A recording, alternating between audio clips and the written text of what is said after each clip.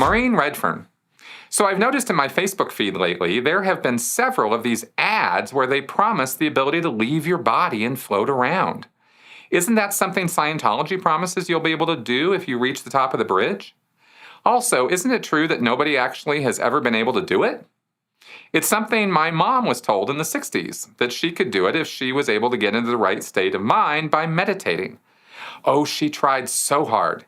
As a 6-year-old, I never understood why she wanted to leave me behind and go floating around, especially without her body, including her clothes. In my 6-year-old mind, she'd obviously be naked on the ceiling. Obviously. I'd sit and watch her om for hours, waiting to see her nakedness fly around like Casper the Friendly Ghost. Nothing. I think I was more disappointed than she was, honestly. I don't believe anybody was asking for money when she tried it. The stuff I'm seeing on my social media pages is trying to sell something, a book or a masterclass. I think it's an absolute ripoff. Maybe I'm just not enlightened enough. Just seems like a scam to me. What's your take? Thanks, Maureen. Yeah, this business of getting out of your body and having a spiritual existence and flitting around the universe and all that, this is an old as the hills idea. You know, I mean, this probably goes all the way back.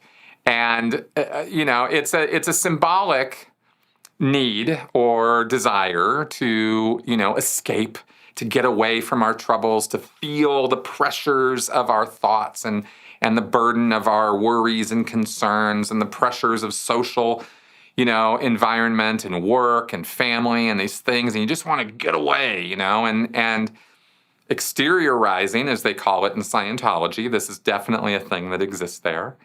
The idea of separating your spiritual self from your physical self, and whether this is an astral body or whether this is just purely as a spiritual entity that doesn't have any physical manifestation. I mean, all of these ideas come from this basic desire of getting out, getting away, trying to realize your true potential. This is how Scientology words it, right? Hubbard used to make claims that you could pop somebody out of their head, out of their body, and then the Thetan could, from an external position, look at the body and cure it of its ailments, right? I mean, as if this nonsense has any degree of reality to it at all. As far as we can tell, as far as the best case scenario from science that I've read or done my research on, there isn't any such thing. There is zero proof that there is a spiritual existence of some kind. There are lots and lots and lots of anecdotes about leaving bodies, being, in this state of mind where you see yourself or can flit around the room or something like that. Or as they do in Scientology, go take a trip to Mars and go dive into the sun. And they call that the grand tour, I think. This kind of stuff. They're flights of fancy. There isn't anything anywhere that can show us that this is reality.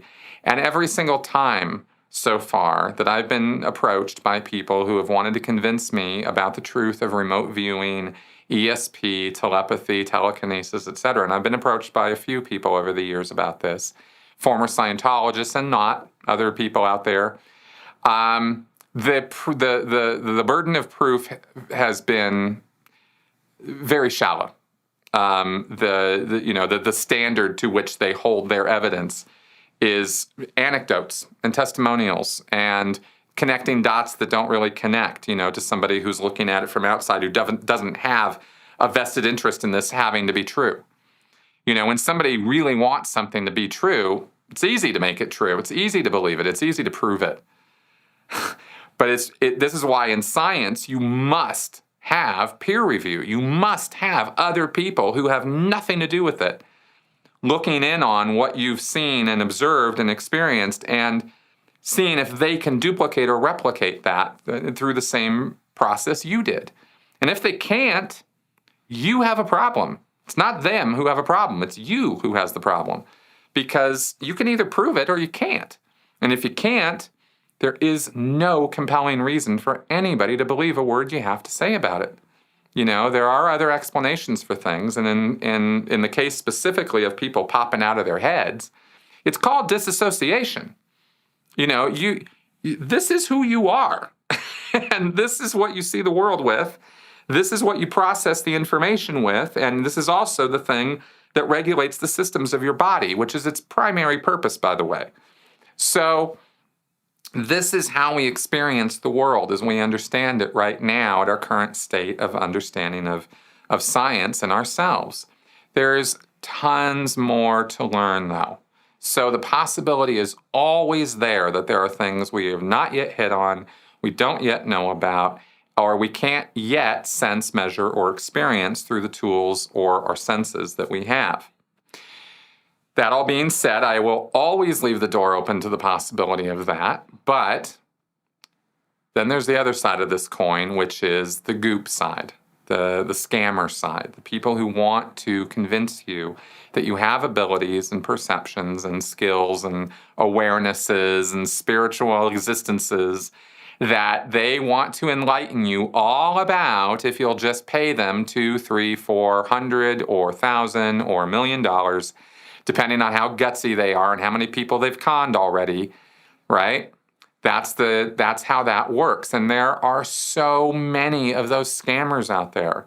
They have no moral compass. They only want to live the best life they can get.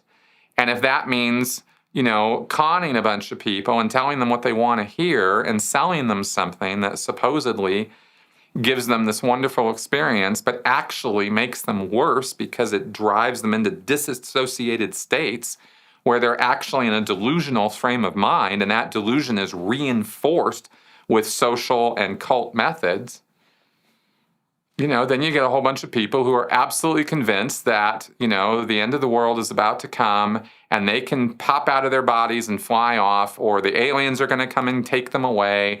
And, you can get people into a frame of mind that they'll commit suicide over those kind of beliefs. And that's Heaven's Gate.